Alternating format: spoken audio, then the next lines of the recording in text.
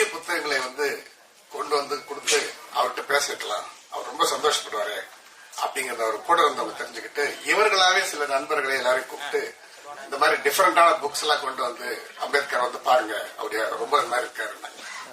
உடனே ரொம்ப அரிய புத்தகங்கள் எல்லாத்தையும் கொண்டு அம்பேத்கர் கொண்டு ஒருத்தர சந்திச்சா வாங்கி இப்படி வச்சுட்டாரு. இப்படி பார்க்க கூட இல்லை. அவங்க கூட நல்லா பயந்துட்டாங்க, இவருக்கு என்னாச்சு தெரியல.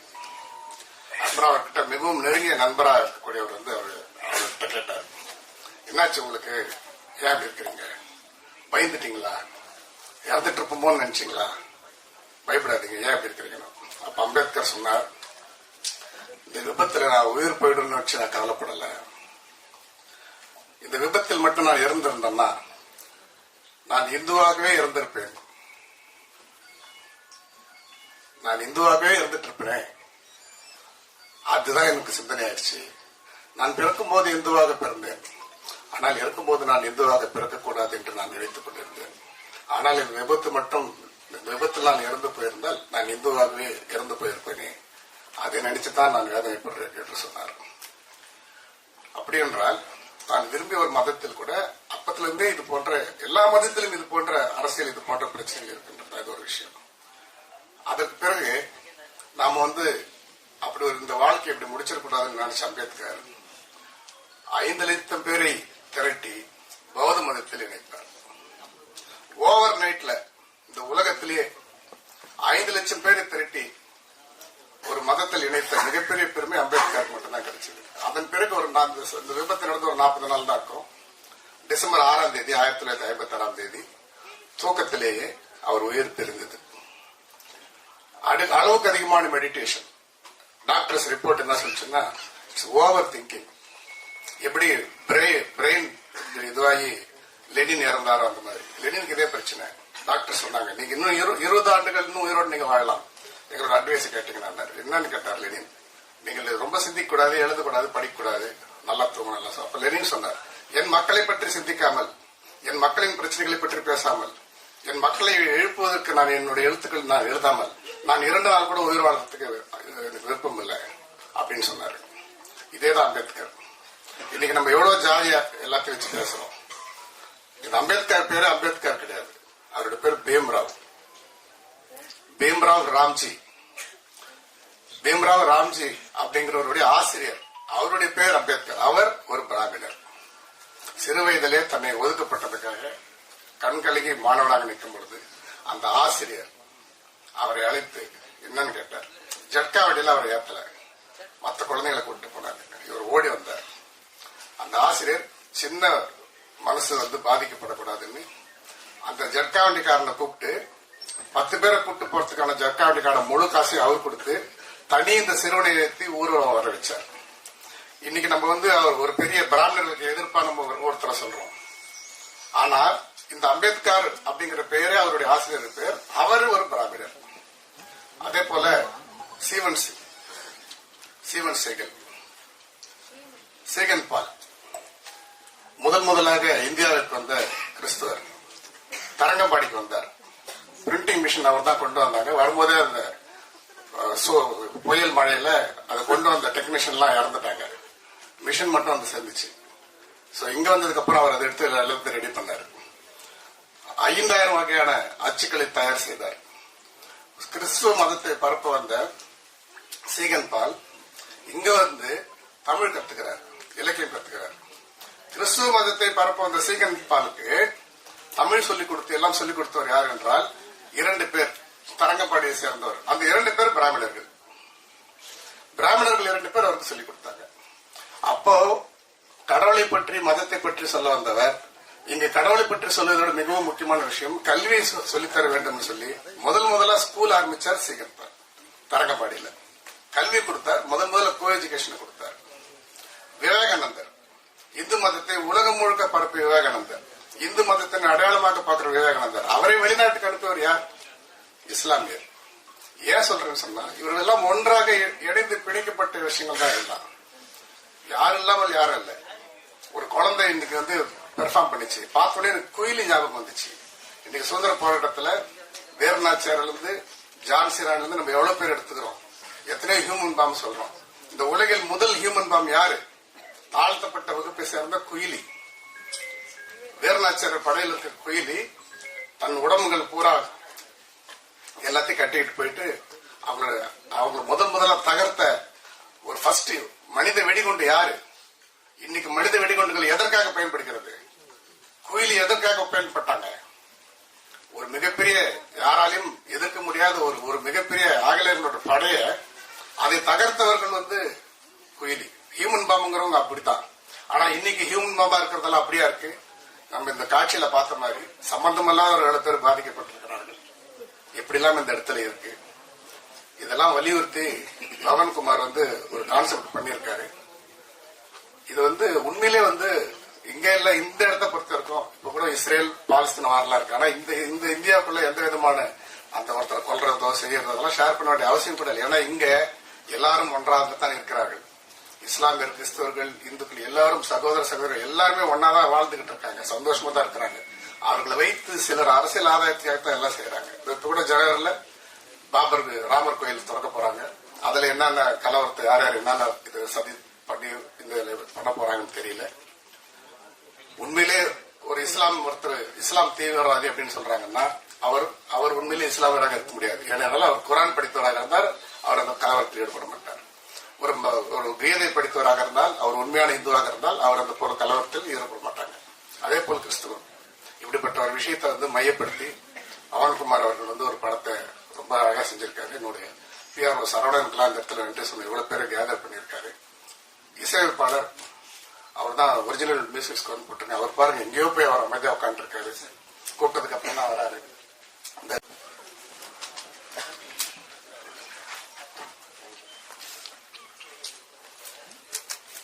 இங்க வந்திருக்க பத்திரிகை, தொலைக்காட்சி, ஊடக நண்பர் எல்லாத்துக்கும் வணக்கம். இங்க நிறைய பேர்த்து இன்வைட் பண்ணோம். ஸோ அவங்களோட டைமை எங்களுக்காக ஸ்பெண்ட் பண்ணி இவ்வளவு நேரம் வெயிட் பண்ணி இந்த ஃபங்க்ஷன் பார்த்ததுக்கு ரொம்ப ரொம்ப நன்றி. தேங்க்யூ. மேடையில நிறைய பேர் எல்லா விஷயமும் பேசினாங்க, அதுக்கும் ரொம்ப நன்றி. ஸோ இந்த படத்துல ஒர்க் பண்ண எல்லா டெக்னீஷியன்ஸ், ஆர்டிஸ்ட், அவங்க எல்லாருமே அவங்கவுங்க எங்களோட எஃபர்ட் 100% நாங்கள் கொடுத்துருக்கோம். ஸோ இந்த படத்தை நீங்க சப்போர்ட் பண்ணணும், ஆதரிக்கணும். இது சின்ன படம் பெரிய படம் இல்லை, படம் அவ்வளவுதான். இது ரெண்டுமே டிஃபரன்ஷியேட் பண்ண வேண்டாம்னு என்னோட ஆசை ஆக்சுவலி. ஸோ எல்லாருமே உழைக்கிறோம். அவங்க பெரிய ஸ்கேல்ல படம் பண்றாங்க, நாங்க கம்மி ஸ்கேல்ல படம் பண்றோம். பட் எஃபர்ட் ஒண்ணுதான் இங்க. ஸோ இந்த படத்துல டிரெக்டர் புவன், ஸோ அவர் என் கூட ஆல்மோஸ்ட் ஒரு 2.5 years டிராவல் பண்ணியிருக்காரு. அவர் ஒரு பிசிக்கலி சேலஞ்சு கிடையாது. அவர் ஒரு நார்மலான பர்சனா தான் பிறந்தாரு. நடுவுல இந்த மாதிரி ஆயிட்டாரு. பட் அந்த பிசிக்கலி அந்த விஷயத்த அவர் தன் மைண்டுக்கு ஏத்திக்காம அவர் இது நாள் வரைக்கும் தனக்கு ஒரு ப்ராப்ளம் இருக்கு அப்படின்னு எந்த இடத்துலயுமே அவர் அதை காமிச்சுக்கல. ஏன்னா அதுக்கே ஒரு பெரிய பாராட்டு வேணும் ஆக்சுவலி. ஏன்னா நம்ம எப்படி வேணாலும் உழைக்கலாம் ஆக்சுவலி, நம்ம எவ்வளவு ஹார்ட் ஒர்க் வேணாலும் பண்ணலாம். பட் அவரு கிட்டத்தட்ட பிரெயின்ல ஒரு 12 பிரெயின் சர்ஜரி பண்ணிருக்காங்க ஆக்சுவலி அவர் பிரெயின்ல. ஸோ அதெல்லாம் எனக்கு தெரிஞ்சு நார்மலா அது சர்வே பண்ண முடியுமானா ரொம்ப கஷ்டம் ஆக்சுவலி. ஸோ அதையும் தாண்டி இப்ப இந்த ஸ்டேஜ்ல உட்காந்து என்னால முடியும், என்னால சினிமா எடுக்க முடியும், வீட்டுல அவங்க அப்பா கூட சண்டை, அவங்க அம்மா கூட சண்டை, அவங்க வீட்டுல உள்ள அதெல்லாம் மீறி இப்ப படம் பண்ணி இந்த ஸ்டேஜ்ல நாங்க உட்கார்ந்துட்டு இருக்கோம்னா அவரோட தன்னம்பிக்கைனாலதான் இங்க இருக்கிறார் அவரு. இப்ப அவங்க அப்பாவும் சேர்ந்து சப்போர்ட் பண்றாரு அவருக்கு. So thank you. ஸோ என் கூட இவ்வளவு வருஷம் அவர் டிராவல் பண்ணிருக்காரு, ஆல்மோஸ்ட் 2.5 years. நல்ல ஒரு டிராவல். ஸோ அடுத்தடுத்தும் நாங்க ஒர்க் பண்ண போறோம். அதுக்கப்புறம் ஸ்ரீனியா ப்ரொடியூசர். ஸோ அவங்க என்னை நம்பி டிராவல் பண்ணதுக்கு அவங்களுக்கு ஒரு மிகப்பெரிய ஒரு நன்றி. அவங்க அப்பா அம்மா, அங்கிள் ஆன்டிக்கு ரொம்ப நன்றி. எங்க அப்பா அம்மாவுக்கு ரொம்ப நன்றி. ஏன்னா என்னோட ஜேர்னி ஈஸி கிடையாது. உண்மையாலுமே சொல்றேன், என்னோட ஜேர்னி ரொம்ப கஷ்டமான ஜேர்னி தான் இது வரைக்கும். நான் சினிமாவுக்கு ஆல்மோஸ்ட் 9 years ஆச்சுங்க. 9 years ஃபர்ஸ்ட் ஒரு படம் பண்ணேன். அந்த படத்துல நான் 2 crores போட்டேன். அந்த படம் வெளியே வரல, இது வரைக்கும் வரல. ஸோ இழந்தேன். படமும் ரிலீஸ் ஆகல. நிறைய போராட்டங்கள் அந்த படத்துல சந்திச்சேன். ஸோ படமும் ரிலீஸ் ஆகல. நெக்ஸ்ட் எனக்கு ஒரு வாய்ப்பு வந்தது, ஒரு படம் பண்ணேன். அந்த படம் நினைச்ச மாதிரி போல, ஓடல. படம் ரிலீஸ் ஆச்சு, ஓடல. பட் வாய்ப்பு பயன்படுத்திக்கிட்டேன். அதுக்கப்புறம் இங்க சினிமா பாத்தீங்கன்னா ஜெயிக்கிற குதிரை முன்னாடி தான் ஓடிட்டு இருப்பாங்க. ஸோ இங்க டேலண்ட்டுக்கோ இல்ல அழகுக்கோ மற்ற இதுக்கோ வாய்ப்பு கிடையாது. இங்க ஜெயிச்சா நீங்க இருக்கலாம். இங்க சினிமா மட்டும் இல்ல, எல்லா துறையிலும் அதுதான். பட் சினிமால இன்னமே அது ஜாஸ்தி தான். இது வியாபாரமா பாக்குறாங்க. பட் அதை பார்க்காம ஒரு நார்மலா பார்த்தா நிறைய டேலண்ட்ஸ் வரலாம் இண்டஸ்ட்ரிக்கு, நிறைய டைரக்டர்ஸ் வரலாம், நிறைய ஹீரோ வரலாம், நிறைய கேரக்டர் ஆர்டிஸ்ட் வரலாம், நிறைய பேருக்கு இங்க வாய்ப்பு கொடுக்கலாம். ஒரு வியாபாரமா பார்க்கலன்னா இங்க நிறைய பேர் வரலாம். தமிழ் சினிமா அடுத்த லெவலுக்கு போகலாம். எனக்கு தெரிஞ்சு இங்க நிறைய டேலண்ட்ஸ் இருக்காங்க. பட் வாய்ப்புகள் தான் கிடைக்க மாட்டேது. என்ன மாதிரி நிறைய ஹீரோஸ் வளரலாம், நிறைய டைரக்டர்ஸ் வரலாம். ஏன்னா உங்களுக்கு ப்ரொடியூசர் கிடைக்க மாட்டேது. ரியல் ஃபேக்ட் அதுதான். ஆக்சுவலி இப்ப இருக்கிற நிலைமையில ஒரு படம் கூட நம்ம எடுத்துடலாம். அந்த படத்தை எடுத்துட்டு போய் மக்கள் வந்து பாப்பாங்களா, தியேட்டருக்குள்ள வருவாங்களா, நிறைய போராட்டங்கள். ஆக்சுவலி உண்மையாதான் சொல்றேன். இப்ப நான் இந்த படம் முடிச்சு ஆல்மோஸ்ட் ஒரு 6 months ஆச்சு சென்சார் ஆகி. பட் நான் ஒரு தடவையும் வந்து ரிலீஸுக்கு போகும்போது ஒரு ப்ராப்ளம் வரும். ஆக்சுவலி ஒன்னா IPL வரும், இல்ல வேர்ல்ட் கப் வரும். இதை மீறி வந்து ஆடியன்ஸ் IPL-யும் வேர்ல்ட் கப்பையும் விட்டுட்டு சினிமாக்கு வந்து பாப்பாங்களா? கண்டிப்பா கிடையாது. ஸோ ஃபர்ஸ்ட் ப்ரிஃபரன்ஸ் அதுக்கு தான் கொடுக்குறாங்க. ஆர் பெரிய காஸ்டிங் பெரிய ஸ்கேல் பண்ற படத்துக்கு உள்ள போறாங்க. எங்களை மாதிரி படத்துக்கு உண்மையாலுமே வரதில்லை. ஸோ இதெல்லாம் மாறி பண்ணனா இந்த மாதிரி படங்கள் ஆக்சுவலி எங்களை இந்த இந்த இந்த இந்த பட்ஜெட்ல பண்ற படங்கள் வந்து ஆப்வியஸ்லி நல்லா பண்ணலாம். நல்ல நல்ல என்ன சொல்றது, பிசினஸ் ரீதியா இன்னும் கொஞ்சம் நல்லா ஆகும். ஆக்சுவலி இப்ப எங்களுக்கு பிசினஸ் பாத்தீங்கன்னா OTT, Hindi, FMS, other regional language, இதுலதான் இப்ப பணம். ஆக்சுவலி தியேட்டர் கலெக்ஷன் 0 தான். உண்மையாலுமே எனக்கு தெரிஞ்சு 0 தான். பட் இதுல பணம் வந்தா மட்டும்தான் படத்துல வந்து பணம் ரிகவர் பண்ண முடியும். பட் இது எவ்வளவு வருதுன்னு நம்மளுக்கு தெரியாது. இப்போ 1.5 கோடி பணம் போட்டு பண்றோம்னா இதை ரிகவர் பண்ண முடியுமான்னு கேட்டா எனக்கு உண்மையாலுமே தெரியாது. அது என்ன நடக்கும்னு தெரியாது. பட் இதெல்லாம் மீறி நாங்க வந்து இங்க நின்னுட்டு உங்ககிட்ட பேசிட்டு இருக்கோம்னா எங்களோட உழைப்பை நம்பி, எங்களோட திறமையை நம்பி அடுத்து நம்ம ஏதாவது பண்ண முடியும், எங்களால ஜெயிக்க முடியும்னு சொல்லிதான் நாங்க பண்ணிட்டு இருக்கோம். ஸோ உங்களோட சப்போர்ட் கண்டிப்பா இந்த படத்தை கொண்டு போய் நல்ல விதமா சேருங்க. என் படத்துக்காக மட்டும் சொல்லல, இது மாதிரி நிறைய படங்கள் வரும், நிறைய டேலண்ட்ஸ் வருவாங்க, நிறைய இருக்காங்க. ஆக்சுவலி நிறைய பேர் வாய்ப்பு இல்லாம இருக்காங்க. ஸோ அவங்களுக்கு எல்லாம் வந்து வாய்ப்பு கிடைக்கும். நிறைய ப்ரொடியூசர்ஸ் வரணும். சினிமா நல்லா இருக்கணும்னா நிறைய ப்ரொடியூசர்ஸ் உள்ள வரணும். ஏன்னா எனக்கு தெரிஞ்சு இப்ப நிறைய பேர் படம் எடுக்கிறது இல்ல. ஸோ எடுத்தாலும் லைக் ப்ராப்பர் கைடன்ஸ் எல்லாம் எடுக்கிறாங்க.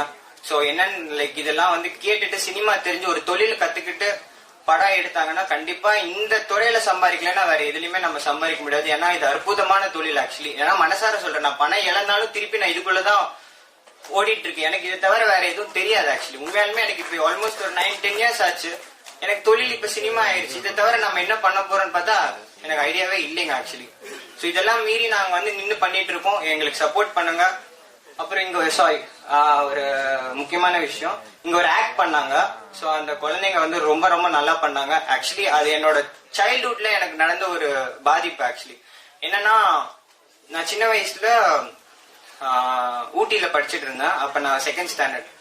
சோ அப்ப கோயம்புத்தூர்ல பாம்பு பிளாஸ்ட் நடந்தது. அந்த இடத்துல பாத்தீங்கன்னா நான் இல்ல, எங்க ஊட்டியில ஹாஸ்டல்ல இருக்கிறேன். ஒரு 1 week கழிச்சு மேகசின்ஸ் எல்லாம் வருது. அந்த மேகசின்ஸ்ல பாத்தீங்கன்னா கோயம்புத்தூர் பாம்பு பிளாஸ்ட் அது இதுன்னு வந்துட்டு இருக்கு. அப்புறம் நான் போட்டோஸ் எல்லாம் பாக்குறேன்.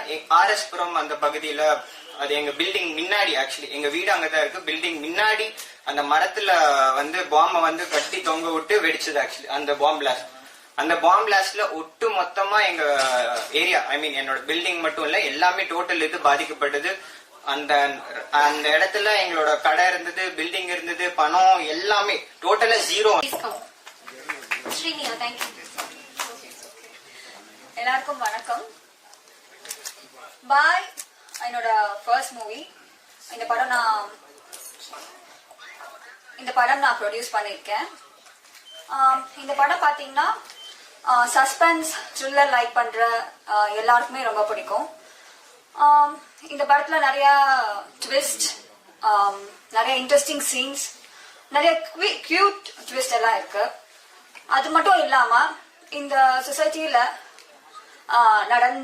நடந்துட்டு இருக்கிற, இனிமே நடக்க போற ஒரு சில விஷயங்கள், அது வேற மாதிரி நடந்தா எப்படி இருக்கும், அந்த மாதிரி ஒரு சில விஷயங்கள்லாம் நாங்க இந்த படத்துல பதிவு செஞ்சிருக்கோம். ஐ திங்க் இது தமிழ் சினிமாக்கு கண்டிப்பா ஒரு புது படைப்பா தான் இருக்கும். கண்டிப்பா எல்லாரும் நீங்க பாருங்க, ரியலைஸ் பண்ணுவீங்க. அப்புறம் I would like to thank my team. எல்லாருமே ரொம்ப ஹார்ட் ஒர்க் பண்ணாங்க. டிஃபிகல்ட் டைம்ஸ்ல எல்லாரும் ரொம்ப கோஆர்டினேட் பண்ணாங்க. So it's very big thing. யாருமே எதுவுமே சொல்லாம கஷ்டப்படாம whatever we asked they did. It was so nice of them. And thanks for the media, the guests, and all the respected people to come here. Thank you so much. இயக்குனர் கமலநாதன் புவன்குமார் அவர்களை பேச அழைக்கிறோம்.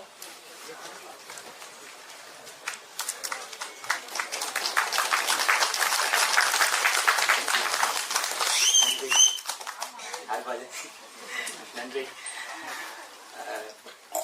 எப்படி start பண்ணுறதுன்னு தெரியல. ஆக்சுவலா முதல்ல நன்றியோட நான் ஸ்டார்ட் பண்ணிக்கிறேன். மேடையில் இருக்கும் அனைவருக்கும் நன்றி. அழைப்புகள் ஏற்று அவர்கள் நேரத்தை ஒதுக்கி இந்த விழாவை சிறப்பிக்க வந்த அனைத்து சீஃப் கெஸ்ட்டும் நன்றி. ப்ரெஸ் மீடியாவுக்கு நன்றி.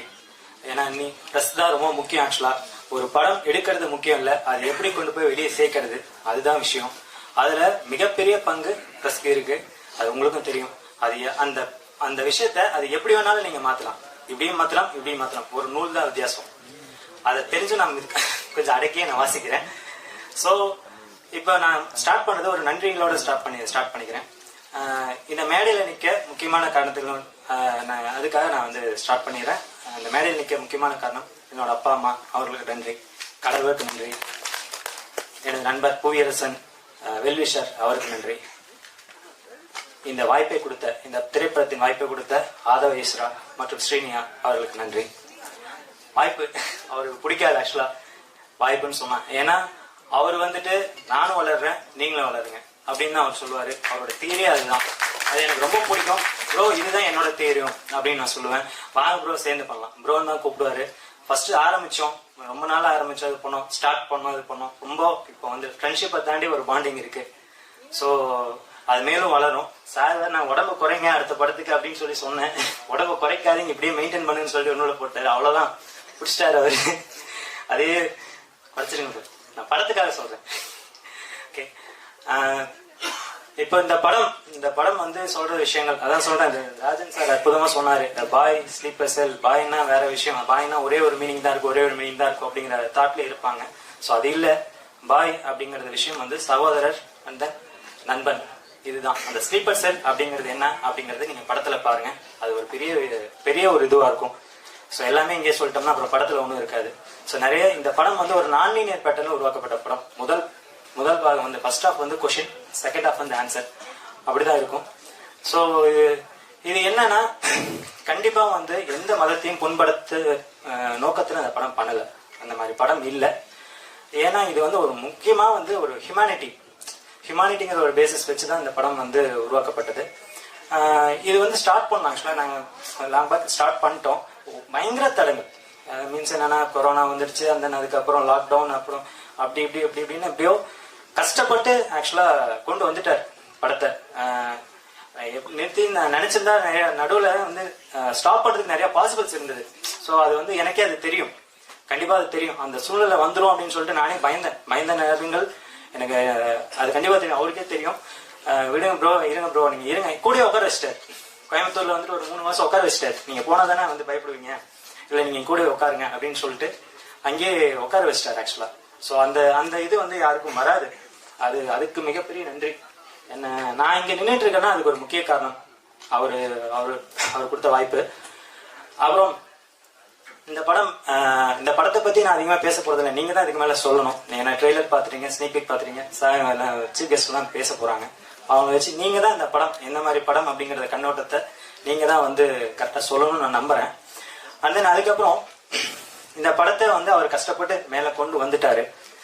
அண்ட் தென் அந்த மேல கொண்டு வர்றதுக்கு என்ன மாதிரி ஒரு கால் உடைஞ்ச ஏணி தேவைப்பட்டுச்சு. அதுக்கு நான் சந்தோஷப்படுறேன். அந்த உடைஞ்ச ஏணிக்கு தாக்கு பிடிக்க சில நண்பர்கள், அவங்க டெக்னீஷியன்ஸ் கிடையாது, சில நண்பர்கள் இந்த படம் மூலியமா எனக்கு கிடைச்ச வரும். அவங்கள நான் வந்து மேடைக்கு உங்களோட அனுமதியோட அவங்க மேடைக்கு நான் அழைக்க நான் ரொம்ப சந்தோஷப்படுறேன். ஏன்னா அவங்க இல்லைன்னா கண்டிப்பா சொல்றேன் இந்த படம் இல்லை, கண்டிப்பா இல்லை. நான் அவங்கள வந்து மேடைக்கு அழைக்கிறேன் உங்க அனுமதியோட. Naveenkumar, AM N cinemas editor. And then Nivek Sundar, Dhanasekar, Karthi, வாங்க.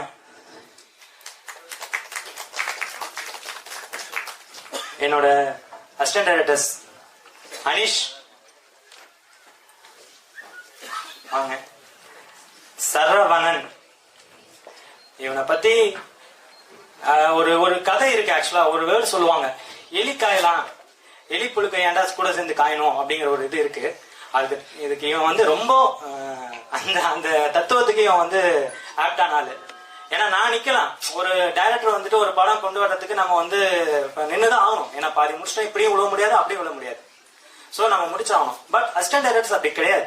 சோ ஏன் இதை சொல்றேன்னா, முந்தா நாள் வரைக்கும் ஆக்சுவலி உங்களுக்கு தெரியும், பிரஸ் மீடியாஸ் தெரியும். ஏன்னா இந்த ஃபங்க்ஷன் வேற ஒரு இடத்துல நடக்க வேண்டிய ஒரு இருந்து இங்க வந்து ஒரு காலத்தின் கட்டாயத்தால நீங்க மாற்றப்பட்டுச்சு. அதுக்கு நாங்க என்ன போராடணும் அப்படிங்கறது வந்துட்டு எங்களுக்கு மட்டும் தான் தெரியும். ஆக்சுவலி அந்த ஒரு நாள் எல்லாருமே இங்க கூட்டு வரணும், அசம்பிள் பண்ணி கூட்டு வரணும்.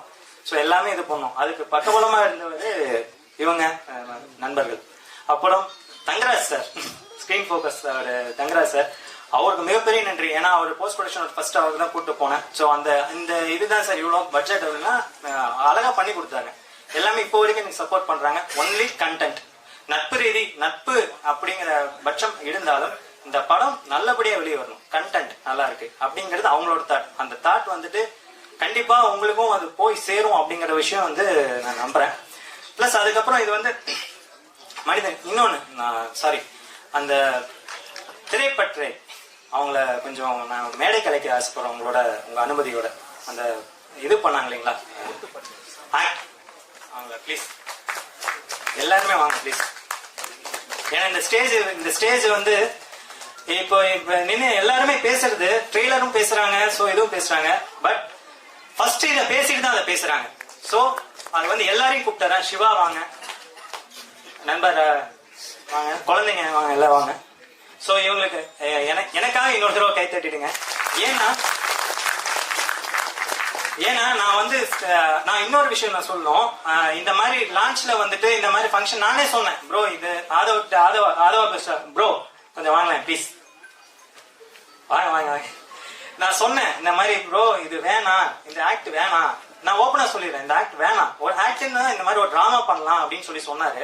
டிராமா வேணாம் ப்ரோ அப்படின்னு சொன்னா, ஏன்னா வரவங்க வந்துட்டு, ஏன்னா ஒரு சினிமாங்கிறது வேற, டிராமாங்கிறது வேற, அது வந்து பார்க்கணும். அந்த அதுக்கப்புறம் ஏதாவது ஒரு வகையில டிஸ்டர்ப் ஆயிடுச்சுன்னா ரொம்ப கஷ்டமாயிடும் இவங்களுக்கு அப்படின்னு சொல்லிட்டு சொன்னா, இல்ல ப்ரோ ஒர்க் அவுட் ஆகும், நீங்க பண்ணுங்க அப்படின்னாரு. சரி ஒரு அழுத்தி சொல்றாரு, சொல்லிட்டு ஓகே அப்படின்னு சொல்லிட்டு, இன்னொரு விஷயம் என்னன்னா, ரொம்ப சென்சிட்டிவான விஷயத்த நான் வந்து ஒர்க் பண்றோம். சோ ஏன்னா இது சினிமா கிடையாது, எடிட் பண்ணிட்டு தூக்கி போட கிடையாது, ஃபுல்லா லைவ் பெர்ஃபார்மன்ஸ். சோ அதை மனசுல வச்சு நான் பண்ணேன். அதை பண்ணிட்டு நான் கொடுத்துட்டேன். ஏன்னா சினிமாங்கிறது வேற, அண்ட் தென் அதுக்கப்புறம் அதை ஆக்ட் பண்றது, லைவா ஆக்ட் பண்றது வேற விஷயம்.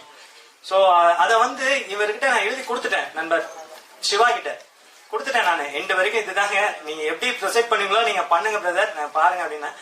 ஆனா போ எண்டுல அதை இது பண்ணும்போது எல்லாருமே வந்து நான் நினைச்சதை அவங்க ஃபீல் பண்ணாங்க, கை தட்டினாங்க. சில பக்கத்துல பார்த்தா ஒரு மாதிரி கண் கலங்கினாங்க. அதுவே இது கிடைச்ச வெற்றி. நான் பார்த்தேன், அதுவே இது கிடைச்ச, இந்த டிராமா கிடைச்ச வெற்றி. இந்த இது வந்து ரொம்ப ஃபோர்ஸ் பண்ணி பண்ண வச்சது. ஏன்னா அவரை நான் கூப்பிட்டேன், அதை வச்சுட்டு அவர் தான் வந்து இது ஒர்க் அவுட் ஆகும் பண்ணுங்க அப்படின்னு சொன்னது வந்துட்டு அவரு தான். ஏன்னா நான் உண்மையாலுமே சொல்றேன், நான் வேணான்னு. அப்புறமா அவருக்கு ஃபோர்ஸ் பண்ணி தான் நான் வந்து இது பண்ணா இது நல்லா இருக்கும் அப்படின்னு சொல்லிட்டு அவரு தான் எனக்கு வந்துட்டு இந்த இதை கொடுத்தாரு. சோ எல்லாருக்கும் நன்றி. சோ இது எப்படி முடிக்குன்னு தெரியல. இந்த படம் எடுத்து முடிச்சாச்சு. இது டெலிவரி பண்ற விஷயம் அது வந்து உங்க பிரசான உங்களுக்கும் மக்களாய் உங்களுக்கும் தான் இருக்கு. மனிதநேயம் மட்டும்தான். ஏன்னா இந்த ஒரு விஷயத்த மாற்ற முடியாது அப்படிங்கிற விஷயம் எல்லாம் கிடையாது. நான் என்ன சொல்ல வரேன்னா, மாற்றம் ஒன்றே மாறாதுங்கிறது வந்துட்டு அது பலகாலமா இருக்கு. அதை மாத்தலாம். மாறணும்னு நினைச்சா மாறாது, மாற்றணும்னு நினைக்க கண்டிப்பா மாறும். அதுதான் விஷயம். அதுதான் நான் கடைசியா சொல்ல வரேன். இந்த படத்தை மூலியமா நான் சொல்ல வேண்டிய விஷயம் அதுதான். ஏன்னா தீண்டாமை ஒழிக்கப்படும் சொல்லிட்டே இருந்தோம். ஆனா படிப்படியா தான் குறைஞ்சது, படிப்படியா குறையும். அதுக்கப்புறம் நாம இல்லாதப்ப நீங்க வந்து அப்பா ஜெனரேஷன், தாத்தா ஜெனரேஷன் இருந்துச்சு. படிப்படியா குறைஞ்சிக்கிட்டு தான் இருக்க வழி. அது யாராலையும் மறுக்க முடியாது. டெஃபினட்டா குறையுது. அதுதான் ஒரேடியா குறைக்க முடியாது, ஆனால் குறையும். அதுக்கான ஸ்டெப்பை நாம எந்த துறையில இருக்கணுமோ அதை வந்து நம்ம மனசார செய்யணும். அதை தான் நாங்க செய்யறோம். சோ இதை வந்து நான் சினிமால இருக்கேன்னா, சினிமால நான் இதை காமிக்க முடியும். இப்படி நான் காமிப்பேன். இதை வந்து படிப்படியா மாற்றம் உண்டாகணும். ஏன்னா எல்லாருமே ஒரே இதுதான் அப்படிங்கிறது விஷயம். ஹியூமானிட்டி தான் மெயின். இந்த ஜாதி மதம் அதெல்லாம் கடந்து, அதையெல்லாம் தாண்டி, ஜாதி மதம் தாண்டி ஹியூமானிட்டிங்கிற ஒரு விஷயம் தான் வேணும் அப்படிங்கிறது தான் என்னோட வேண்டுகோள். கண்டிப்பா மாறும் நினைக்கிறேன். சோ இப்ப இன்னைக்கு உடனே மாறலனாலும் நாளைக்கு மாறும், நாளை மறுநாள் மாறும், நான் இறந்ததுக்கு அப்புறம் கூட மாறும். ஆனால் கண்டிப்பாக மாறும் அப்படிங்கறத நான் உறுதியா இருக்கேன். சோ இந்த வாய்ப்பை கொடுத்து, இந்த மேடையை பயன்படுத்தி நான் இந்த விஷயத்த சொன்னதுக்கு வாய்ப்பு கொடுத்த எல்லாருக்கும் நன்றி. ஸோ இந்த படம் நான் கண்டிப்பா நினைச்ச மாதிரி வரும்னு நினைக்கிறேன். அது உங்க கையில் தான் இருக்கு, பிரஸ் பீப்புள்ஸ்.